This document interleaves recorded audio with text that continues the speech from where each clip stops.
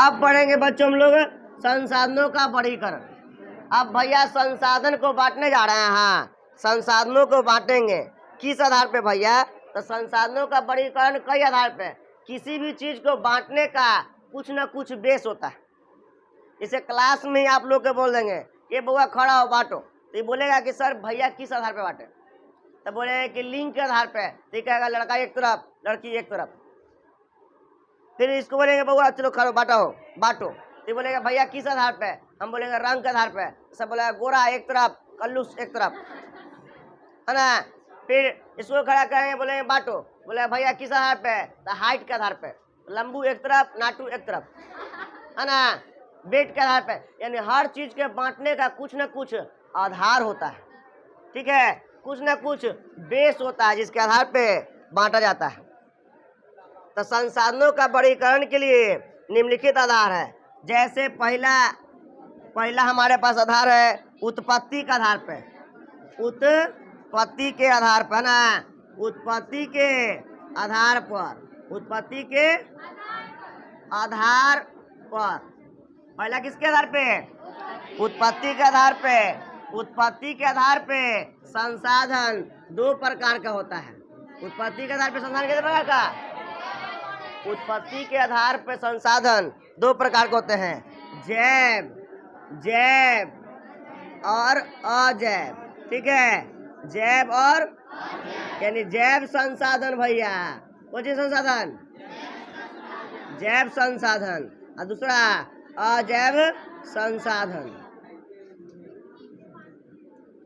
Clear हो गया? यानी उत्पत्ति ओरिजिन के आधार पे, ठीक है ना। ओरिजिन के आधार पे एगो जैविक एगो अजैविक, एगो जैविक और एगो कोई अजैविक, मतलब उत्पत्ति जन्म के आधार, उत्पत्ति के आधार पे। दूसरा उपयोगिता के आधार पे, उपयोगिता, ठीक है, उपयोगिता के आधार पर, उपयोगिता के आधार पर। चलिए, उपयोगिता के आधार पर संसाधन कितने प्रकार के होते हैं? दो, ठीक है, नवीकरणीय और अनवीकरणीय। उपयोगिता मतलब जिसको यूज करने पे जो खत्म हो जाए, एगो ना खत्म हो, ठीक है, मतलब एगो नवीकरणीय,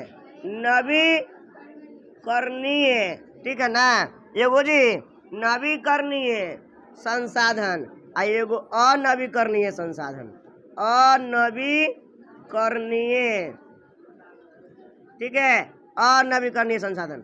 मतलब एगो भैया जिसको यूज करने पे खत्म हो जाएगा वो कहलाएगा नवीकरणीय संसाधन, ठीक है। मतलब जो खत्म हो जाएगा वो कहलाएगा अनवीकरणीय, ठीक है। मतलब जिसका निर्माण दोबारा न हो, ठीक है, अनवीकरणीय। जैसे कोयला, पेट्रोलियम, प्राकृतिक गैस, अनवीकरणीय, ठीक है। तीसरा है स्वामित्व के आधार पे, स्वामित्व के आधार पर, ठीक है। स्वामित्व मतलब मालिकाना हक भैया। स्वामी मतलब मालिक। जैसे मम्मी के स्वामी कौन है? पापा, यानी पापा मालिक है मम्मी के। जो कुछ करना है बिना पापा से पूछ ले अगर कर ली तो फिर है ना ठोकैया होगा। यानी स्वामी न है, स्वामी मतलब मालिक। तो स्वामित्व के आधार पर संसाधन चार प्रकार के होते हैं। स्वामित्व के आधार पर संसाधन कितने प्रकार का? चार प्रकार का। पहला कौन सी भैया? व्यक्तिगत संसाधन। पहला कौन सा? व्यक्तिगत संसाधन, ठीक है। पहला कौन सा? व्यक्तिगत संसाधन।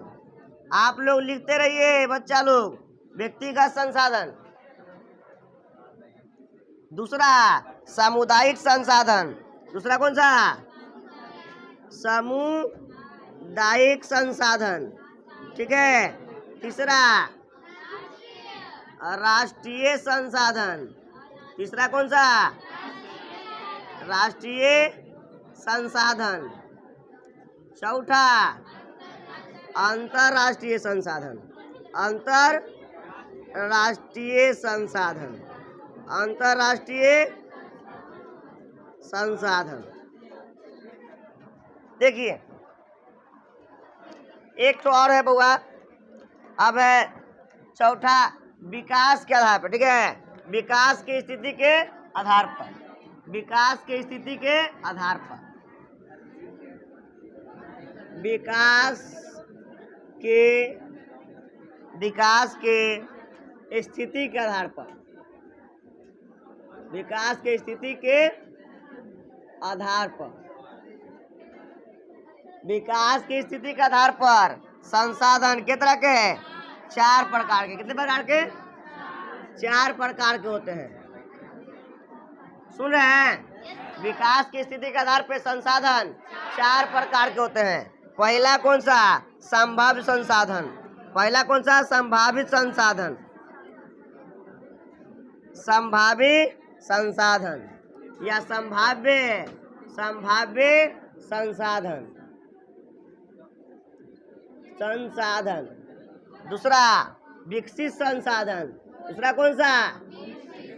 विकसित संसाधन, विकसित संसाधन। और तीसरा है,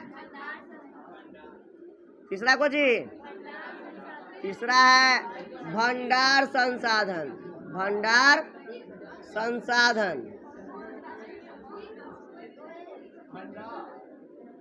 चौथा संचित कोष संसाधन, संचित कोष, ठीक है, संचित कोष संसाधन, ठीक है। चलिए, यानी संसाधन को देख लिए, संसाधन के बांटने का 4 आधार होता है। संसाधन को बांटने का कितना आधार? 4 आधार। स्टॉप कर दो।